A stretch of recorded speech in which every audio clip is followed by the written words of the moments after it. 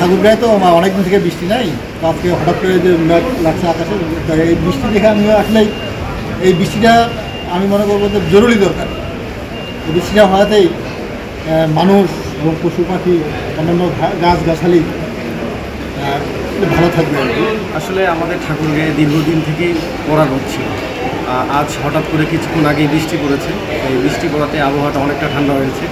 আর এই বৃষ্টি না থাকার কারণে অনেক সমস্যাই ছিল। আমাদের শহরের মধ্যে ধুলাবালি থেকে শুরু করে অনেক লোকের অনেক সমস্যা ছিল। আজকে বৃষ্টি হওয়াতে পরিবেশটা অনেক ভালো লাগছে। 1, 2, 3 ঢাকায় জমি জিতে নিন 100% ক্যাশব্যাক সহ 20 কোটি টাকার পুরস্কার।